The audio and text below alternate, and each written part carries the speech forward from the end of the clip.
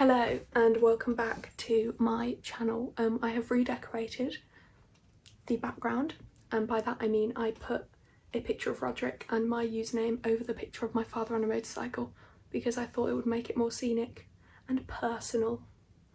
Call me an interior designer. I wouldn't say no. No, I'm gonna pass on that one. Now, if you are alive, then you have probably used WikiHow at least once, or you've at least seen it. There are hundreds of thousands of articles on there, and effectively each one just tells you how to do something. That's the idea. However, some of them, great, useful. You know, I use them myself sometimes, like how to tie a tie or how to tie your shoelaces. However, there are some things that got me questioning everything. Got me questioning why they were written or who they were written for. So that's what we're going to talk about today. We're going to be discussing some of my absolute favourite WikiHow articles that I have discovered over the past few days that are either just so random or strange or frightening that they warrant a whole video. Today's video is going to be incredibly educational. We are going to take this time to learn as a group, to learn from WikiHow, to learn from these incredible articles that are going to teach us how to do something that we don't know how to do. So strap in, put on your tiny little education hats, get some paper, take some notes, because we're about to learn how to do something. So a common theme on WikiHow is these how-to articles that are very odd and aimed at very specific groups of people whom I cannot identify. So, for example, we're going to talk about this one first. How to act and look like a wood elf. Personally, in recent weeks, I have not woken up and thought, you know what, I want to look like a wood elf, even though I am a huge fan of like Lord of the Rings, The Hobbit, but still, I do not find myself wishing to be a wood elf. However, let's have a little look, shall we? So it outlines how to act, you know, with simple things like be kind to everyone and everything, love nature, blah, blah, blah. But then it gets a bit worrying because it says here, learn how to use the bow and arrow. Last time I checked, that is quite a serious weapon. And then it sort of tells you how to act and dress, and the dressing is my favourite bit because here it says if you want to go authentic wood elf, which I'm sure if you want to be a wood elf you would want to go authentic, they say wear a cloak and a tunic. And you know what, I wholeheartedly support this. I've not seen enough people in 2020 wearing tunics. Bring something new to fashion. We have everything in fashion now, and I want to see tunics. What really makes these WikiHow articles so interesting to me is that there's a Q&A at the bottom, and people really like ask questions. So for example, is it necessary to learn combat? In order to be a highly respected wood elf, you must learn how to fight. Sounds dangerous. What if my school has uniform? You could keep your wood elf clothing in a bag. But following on from that very niche wood elf tutorial, we actually have another elven themed WikiHow titled How to Act Elven at School. Who has ever googled that? What's up with that? I don't know about other countries, I don't know about other cultures, but in the UK, if you went to school pretending to be an elf, you would just be bullied. And how do you explain to your parents that you're going through a wood elf transformation? Anyway, let's get into it. So how to act elven at school. Wear whimsical clothes. Again, I just want to know who is searching this. And also, this isn't even that good advice. Like, nobody's mentioned ears yet. And from my knowledge of elves, surely that would be the first place to start. Just saying. And then see, it goes on, it's like draw people in, breathe musically. They say things like this but don't elaborate on them. Like, how does one walk, talk and breathe musically? I don't know, I want to know. Is there a WikiHow for that? I bloody hope there is. And then it's like try to walk silently. What? Like stealthily? Huh? I don't understand. I do not understand at all. But again, here's some Q&A questions from that one. Can I kill someone with a bow and arrow if I'm threatened? And the answer is no. That would be murder, regardless of whether or not you were threatened. Tell an adult if someone is threatening you.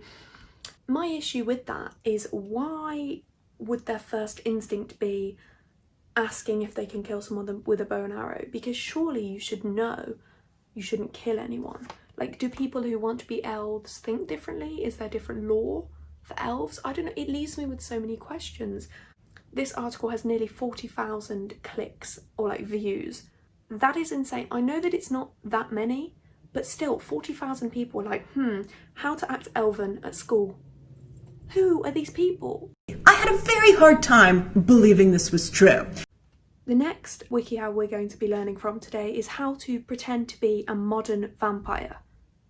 Brackets, male. So ladies, this one's not for us, but we will still read it to, you know, maybe help our male counterparts, our fathers, our brothers, in their journey of pretending to be a modern vampire. Now, I don't know why they've used the word modern there. Maybe it's because traditional vampires are going out of fashion, which feels a little bit vampirist, if I'm honest. Acting like an everyday vampire is a fun way to play pretend without anyone knowing.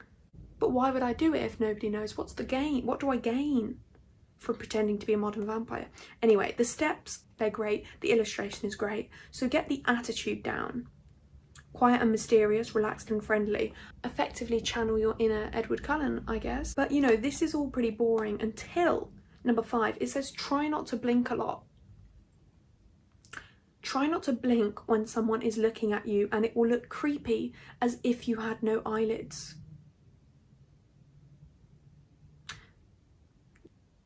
And then the next step is look straight into their eyes and slow your breathing down. So I'm looking at you, I'm not blinking, and I'm slowing my breathing down. So it'd be like, that is horrible, that is horrifying. And then it says stare at someone intently, but the description of that step is a bit different to what that sounds like. So staring at someone intently to me would just be like, but then they say, from time to time, just stare at someone. Your face should look like the face of a homeless person looking at a sirloin steak. Excuse me? Excuse me. Effectively, I'm meant to be looking at people hungrily. I think that's the idea that I'm, you know, I want their blood. I'm a modern vampire. Well, I'm not, because I'm a woman. I can't. If I was a man, then I could follow this tutorial, but I'm not, so sadly. And then they say cover your mouth and nose when at school, work, etc. to act like their blood is bothering you. The thing is, it says here at school, work, etc. If you did that at work, you would probably end up with a disciplinary hearing, because they'd be like, why are you acting like all the people in the office smell?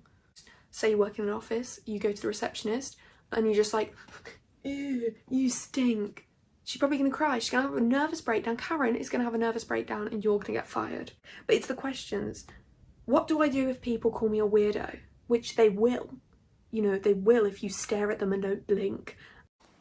And the answer is yes. Just pretend like you didn't hear them. Or stare at them like you will drink their blood if they do not stop. Part of me loves that response though. I love everything about this. Anytime I have a minor problem with someone, I'm just going to stare at them like I will drink their blood if they do not stop. That is a flawless solution. Wow, look, we're learning so much. I hope you wrote that one down. And then here's quite an inspiring little answer. Can modern vampires still wear traditional vampire clothes? You know, meaning like the capes and stuff. Absolutely. No vampire feels compelled to wear anything other than what they want to wear. So vampires are kind of iconic because it's like, I don't care what you think, I'm a legend. No, it's true, it's true. The next one is probably the strangest one on the entire website. And like I said, there are hundreds of thousands of articles on this website. It's called How to Freak People Out. I don't know about you, but I haven't really woken up recently and just thought, you know what I want to do today? I just want to freak everyone out. I just want everyone to think I'm a real freaky weirdo and never want to talk to me again. And that's what I don't understand, because the description here, it says, do you feel bored, hyper and mischievous all the time? Don't just sit there. Use your energy to freak your friends out. Or, you know, you could try and maybe learn a hobby, learn a language, learn a skill, rather than scare the people around you. But the thing is, this article is not just about your friends. This is also about strangers. Which is why there is a huge warning at the bottom, which I love. I just think it's hilarious. It says, Doing this stuff could get you tangled up with security, or people may think you're crazy. And once we start reading this, you will understand that yes, 100%, even with the first step, people think you're insane, clinically insane. So, you know, just bear that in mind if you want to follow this tutorial. So the first thing they suggest you do to freak people out is to speak oddly. They offer a very large array of different ways to speak oddly. So for example, it says you can experiment with speaking directly to people or letting them overhear personal conversations. And then there's a few ideas below. Have a troubling conversation on a phone in a public place. So say sketchy things like, keep eating it, I don't care how many pages there are. Or take the shot, I'm paying you to do this, which I genuinely think will get you reported to the police. And then there's obviously something freaky, which is talk in funny voices like Yoda or Kermit the Frog or Darth Vader. Even just from the very beginning of the first step, people will think you're insane. So imagine you're on the train and somebody next to you is speaking like Yoda. They are telling somebody on the phone to continue to eat something regardless of how many pages there are, and you're going to think they're cuckoo, you're going to think woo-oo. And there are a couple more great examples in this first step, such as ask strangers what country, what century, what continent you're in. Now the thing about that is it involves strangers. You remember at the beginning they were like, if you want to freak your friends out? But freaking strangers out, that's a very different thing, because at least your friends might think you're having a joke. Anyway, so the next step is just being noisy, which is kind of obvious and goes with the first step about making sure people hear you. The other thing they mention is you play pretend, so pretend you're a vampire or pretend you're a werewolf, and this ties in nicely to that WikiHow article of how to be a vampire. So you put those both together, man, you will just get carted off to the psychiatric hospital. And I don't really know why you'd want to do that, but if that's your aim, you absolutely could achieve it. But method 5 is the one I have the problem with. So as you can see, it's called being close and personal, and effectively you go and do creepy things to strangers, like propose to them or be very romantic, and that's harassment. You know, if a man came up to me in the street and just proposed to me, I would not be freaked out. Well, I would be freaked out, but I'd be terrified and I would probably cry. No, I don't think you understand. I'm disgusting. I know the aim is to freak people out, but I mean, to be fair, you don't even need to do this. By the time you have dressed weirdly and you've started talking like Yoda, people are going to think you're mental. You don't need to do all of this. This is so much. Like, the more and more you do, the more likely you are to never see the outside world again, because you'll be in a padded cell. Did I lie? Did I lie? Method 6 is dancing like there's no tomorrow, and as you can see from this great illustration, they mean dancing like there's no tomorrow, like a fool in inappropriate places. This is a bit problematic to me, because the whole article leaves a lot of it to your own interpretation, and they give a few examples like moonwalking through the library, etc. But when you say an inappropriate place for dancing, my mind goes straight to a funeral. And if you're really trying to freak people out and you went to some rando's funeral and you just started breaking it down, you are going to prison. Like, you are going to prison. And then method 7. So if methods 1 to 6 were not enough and you just feel like you have to do something else to really freak the public out, you can just be disturbing. I love this because it's almost like they're saying that the first 6 steps were not disturbing. People will not be freaked out by these steps combined. What they will be is terrified and worried for you. And if you do this in your local town, nobody's ever going to talk to you again. If you actually wanted to do this for whatever reason, surely you would not do it in your city. I would say take a holiday, go to a different country, go somewhere where you will never see those people again.